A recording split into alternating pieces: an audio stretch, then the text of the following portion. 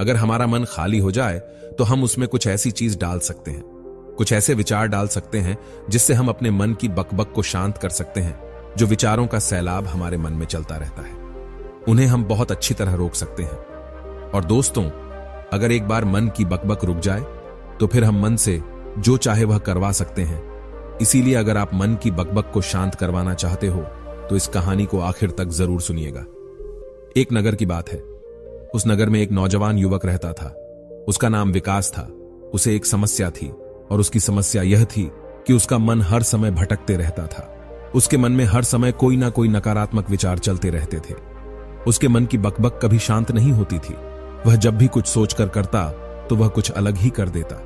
कभी वह अपने अतीत के बारे में सोचकर पछताता था कि काश मैंने उस काम को उस समय कुछ ऐसा कर दिया होता, उस काम को वैसा कर दिया होता। या फिर वह अपने भविष्य के बारे में सोचता रहता और डरता रहता कि कहीं भविष्य में ऐसा हो गया तो क्या होगा, कहीं मैं असफल हो गया तो क्या होगा, अगर मुझसे कोई गलती हो गई तो लोग मेरा मजाक उड़ाना शुरू कर देंगे। और ऐसे ही कई सारे नकारात्मक और असफलता से भरे विचार उसके मन में आते रहते थे। विकास हमेशा ही अपने विचारों में खोया रहता। वह अपने विचारों से मुक्ति पाना चाहता था। विकास चाहता था कि उसके मन में कोई भी फालतू विचार कभी भी ना आए, लेकिन हर समय विचारों का सैलाब उसके मन में उठता ही रहता। इसीलिए जीवन में वह बहुत परेशान हो गया था।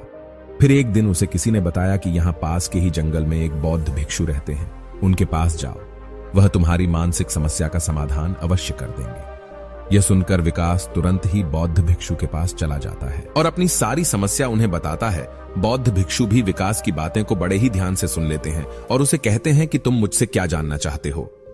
यह सुनकर विकास कहता है, हे गुरुदेव, मैं अपने मन को शांत व खाली करना चाहता हूं। मैं आपसे यह जानना चाहता हूं कि मन को खाली व शांत कैसे करते हैं। मेरा मन हर वक्त विचारों से भरा रहता है। मेरा ध्यान एक जगह लगी नहीं पाता है, जिसके कारण मेरे हर काम में समस्या आ जाती है। मैं एक चीज करता हूं तो नकारात्मक विचारों के कारण दूसरी चीज पर पहुंच जाता हूं। मेरा मन एक जगह रहता ही नहीं है और यूं ही हर दिन मेरे मन में हजारों विचार चलते रहते हैं। और यह कब होता है, क्यों होता है, मुझे कुछ पता नहीं चलता। बहुत देर बाद मुझे एहसास होता है कि मैं क्या करने बैठा था और मैं क्या कर रहा हूं। गुरुदेव, मैं अपने मन को विचारों से खाली कर देना चाहता हूं। मैं चाहता हूं कि मेरे मन में एक भी विचार ना आए। जब मैं चाहूं तभी मेरे मन में विचार आए। फिर बौद्ध भिक्षु ने कहा, किसी समस्या का समाधान तभी निकाला जाता है जब हम उस समस्या की जड़ तक पहुंच जाते हैं, समस्या को ठीक से समझते हैं और जानते हैं। आगे बौद्ध भिक्षु कहते हैं, जिस मन को तुम खाली करना चाहते हो, क्या तुमने उस मन को कभी भी थोड़ा बहुत भी समझा है, जाना है? यह सुनकर विकास ने कहा कि महाराज, मैंने अपने मन को जानने की बहुत कोशिश की है, लेकिन मैं जितना इसके बारे में जानता हूं, मेरा मन उतना ही रहस्यमय हो जाता है। फिर बौद्ध भिक्षु ने उस युवक को एक घड़ा देते हुए कहा कि जाओ, इस घड़े में छोटे छोटे पत्थर भरकर लेकर आओ। फिर वह युवक वहां से गया और छोटे छोटे पत्थर भरकर लेकर आया और उस घड़े को बौद्ध भिक्षु के पास रख दिया। फिर बौद्ध भिक्षु ने उस युवक से कहा कि इस घड़े को तुम अपना मन समझो और इस घड़े में भरे पत्थरों को अपने विचार समझो। अब इस घड़े में और पत्थर डालो। उस युवक ने घड़े में और पत्थर डालना शुरू किया, क्योंकि घड़ा पहले से भरा हुआ था। पत्थर डालने के बाद बाकी सारे पत्थर नीचे गिरने लगे। फिर बौद्ध भिक्षु ने उस युवक से कहा, रुको, जरा ध्यान से देखो। अब घड़े में पत्थर नहीं आ रहे हैं, बल्कि पत्थर नीचे गिर रहे हैं, क्योंकि यह एक घड़ा है जो इसमें आ सकता था, वह आ गया। अब इसमें और पत्थर नहीं आएंगे। अगर दूसरे पत्थर डालने हैं तो पहले वाले पत्थरों को निकालना होगा। यह सुनकर उसी वक्त ने कहा, गुरुदेव, मैं आपकी बात समझ गया हूं कि आप मुझे क्या बताना चाहते हैं। हमें अपने मन को विचारों से ही खाली कर देना चाहिए। विकास की यह बात सुनकर बौद्ध भिक्षु मुस्कुराने लगे और कहा, पहले मेरी पूरी बात तो सुन लो, उसके बाद मन को खाली कर लेना। फिर बौद्ध भिक्षु ने उस युवक को कहा कि हमारा मन एक घड़े के बिल्कुल उल्टा है, क्योंकि घड़े को तुम पत्थरों से भर सकते हो, लेकिन मन को विचारों से नहीं भर पाओगे, क्योंकि मन तो हमेशा खाली रहता है। यह सुनकर उस व्यक्ति ने कहा, गुरुदेव, मुझे आपकी बातें कुछ समझ नहीं आ रही हैं। मन अगर खाली रहता है तो फिर हम उसे खाली करना क्यों चाहते हैं? फिर मन को खाली करने की क्या ही आवश्यकता है? फिर बौद्ध भिक्षु ने उससे कहा कि इस घड़े से एक एक करके पत्थरों को बाहर निकालो। विकास ने वैसा ही किया। वह घड़े में से एक एक करके पूरे पत्थरों को बाहर निकालता रहा और ऐसा करते करते अंततः घड़ा खाली हो गया। फिर बौद्ध भिक्षु ने उसी वक्त उससे कहा, देखा तुमने, जब एक एक करके पत्थरों को बाहर निकाला तो यह घड़ा खाली हो गया। अब तुम इस घड़े में कोई भी पत्थर डाल सकते हो, दूसरे पत्थर डाल सकते हो या फिर उन्हीं पत्थरों को दोबारा डाल सकते हो, आधा भर सकते हो या फिर पूरा भी भर सकते हो। फिर वह युवक कहता है, गुरुदेव, मैं भी तो यही कह रहा हूं कि मुझे अपने मन को खाली करना है। यह तो एक पत्थर है जिसे आसानी से निकाला जा सकता है और घड़े को खाली किया जा सकता है, लेकिन गुरुदेव, मैं अपने मन को खाली कैसे करूं? फिर बौद्ध भिक्षु ने कहा, इस घड़े में एक पत्थर डालो और 2 पत्थर निकालो। यह सुनकर उस युवक ने कहा, गुरुदेव, यह कैसे हो सकता है? जब इस घड़े में एक पत्थर होगा तो एक ही पत्थर निकलेगा, 2 कैसे निकल सकते हैं? फिर बौद्ध भिक्षु ने उससे कहा, ऐसा नहीं हो सकता, तो फिर ऐसा करो कि इस घड़े में 2 पत्थर डालो और 4 निकालो। विकास ने कहा, महाराज, ऐसा कैसे हो सकता है? ये कोई चमत्कारिक घड़ा तो है नहीं कि एक डालो तो 2 निकल आएंगे, 2 डालो तो 4 निकल आएंगे। यह सुनकर बौद्ध भिक्षु ने कहा, यह घड़ा तो चमत्कारिक नहीं है, लेकिन तुम्हारा मन तो चमत्कारिक है उसमें से। अगर तुम एक विचार बाहर निकालते हो तो उसके साथ 2 विचार आते हैं, और जब तुम उन 2 विचारों को पकड़ते हो तो उसके साथ 4 विचार निकलते हैं, और फिर ऐसा करते करते विचारों की एक लंबी श्रृंखला बन जाती है, और फिर तुम कहीं न रुकते, एक के बाद एक विचारों को पकड़ते जाते हो। यह मिट्टी का घड़ा तो पत्थरों से भर जाएगा, लेकिन तुम्हारा मन कभी नहीं भरता। वह हमेशा खाली है, लेकिन वह कभी खाली नहीं होता। यह इस मन की माया है कि सब कुछ है, लेकिन फिर भी कुछ नहीं। फिर उस व्यक्ति ने कहा, गुरुदेव, मैं आपकी बात समझ रहा हूं, लेकिन क्या मैं हमेशा अपने विचारों के जाल में ही फंसा रहूंगा? क्या मन के इस माया जाल से निकलने का कोई रास्ता नहीं है? फिर बौद्ध भिक्षु ने कहा, इस मिट्टी के घड़े में आधे पत्थर भर दो। फिर उस युवक ने ऐसा ही किया। फिर बौद्ध भिक्षु ने कहा, अब इन पत्थरों में से कोई एक पत्थर चुनो और उस पत्थर की एक छोटी सी मूर्ति बनाकर मुझे दे दो। मैं जानता हूं कि तुम एक अच्छे कलाकार हो। विकास ने एक पत्थर निकाला और उस पत्थर की बौद्ध भिक्षु के सामने ही मूर्ति बनाने लगा। पत्थर की मूर्ति बनाते वक्त उसे लगा कि यह पत्थर अच्छा नहीं है। फिर उसने दूसरा पत्थर घड़े से निकाला, लेकिन उसे वह पत्थर भी पसंद नहीं आया। फिर उसने तीसरा पत्थर निकाला, लेकिन वह तीसरा पत्थर भी उसे पसंद नहीं आया। उसका रंग अच्छा नहीं था। ऐसा करते करते उसी व्यक्ति ने सारे पत्थरों को बाहर निकाल दिया। उस युवक को ऐसा करते हुए बौद्ध भिक्षु बड़े ही ध्यान से देख रहे थे। फिर बौद्ध भिक्षु ने उससे कहा कि जो तुमने सबसे पहले पत्थर निकाला था, उस पत्थर को यह समझकर मूर्ति बनाओ कि इसके बाद तुम्हारे पास कोई और पत्थर नहीं है और यह एक ही पत्थर तुम्हारे पास है। फिर उसी व्यक्ति ने, जैसा गुरुदेव ने कहा, उसी एक पत्थर को लेकर तलाशना शुरू किया और उसने उस पत्थर से एक बहुत ही सुंदर मूर्ति बनाई और बौद्ध भिक्षु को भेंट की। और बौद्ध भिक्षु से कहा, गुरुदेव, इस पत्थर से इतनी सुंदर मूर्ति बन सकती थी, मैं यह सोच भी नहीं सकता था। उस युवक की बात सुनकर बौद्ध भिक्षु ने कहा कि जब तुम्हारे पास और कोई दूसरा विकल्प नहीं होता है, तब तुम उस विकल्प पर अपनी संपूर्ण ऊर्जा लगाते हो और उसी को सबसे बेहतर बनाते हो। और जब हमारे पास कई सारे विकल्प होते हैं तो हम ना ही पत्थर चुन पाते हैं और ना ही मूर्ति बनती है।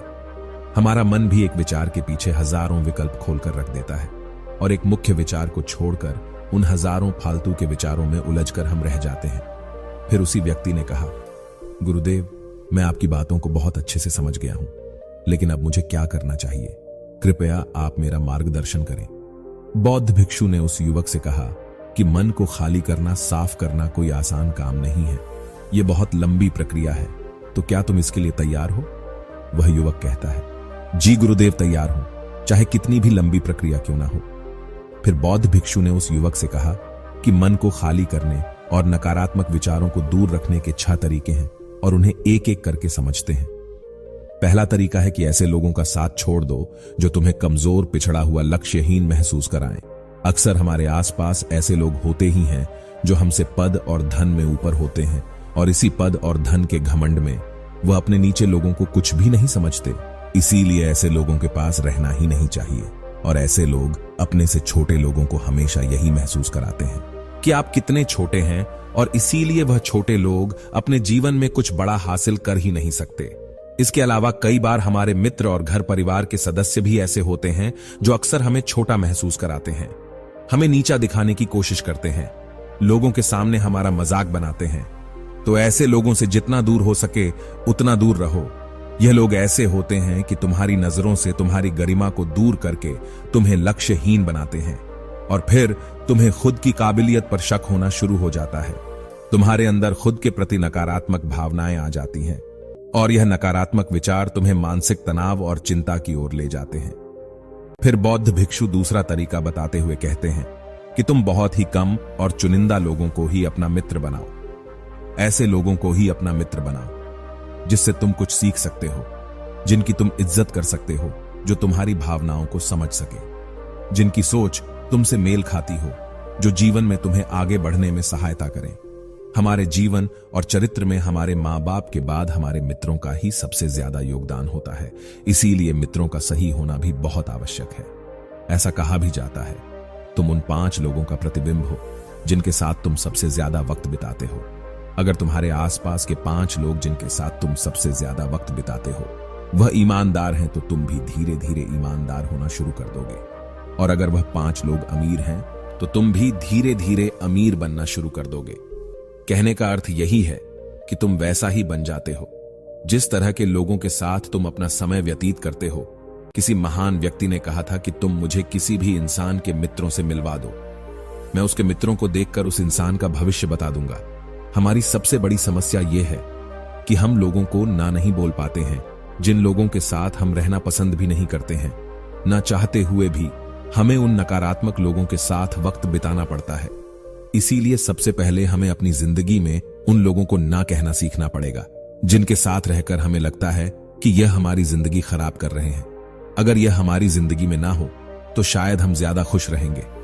बौद्ध भिक्षु आगे कहते हैं, तीसरा तरीका है कि तुम कभी भी अपना अतीत नहीं बदल सकते, लेकिन तुम अपना भविष्य अवश्य बदल सकते हो। इसीलिए तुम्हें पूरी तरह से वर्तमान में रहते हुए उन चीजों पर, उन कामों पर ध्यान दो जो तुम्हारे नियंत्रण में है, जिन्हें तुम आज कर सकते हो, अभी कर सकते हो। बौद्ध भिक्षु कहते हैं, मेरी एक बात हमेशा याद रखना, केवल वर्तमान में रहकर भविष्य को संवारा जा सकता है, अतीत में रहकर नहीं। इसीलिए वर्तमान में जीने की आदत डालो। चौथा तरीका है कि तुम स्वस्थ और पौष्टिक खाना खाओ। हमारा शरीर ऊर्जा से चलता है और हम जैसा खाना खाएंगे वैसे ही ऊर्जा हमारे शरीर को मिलेगी।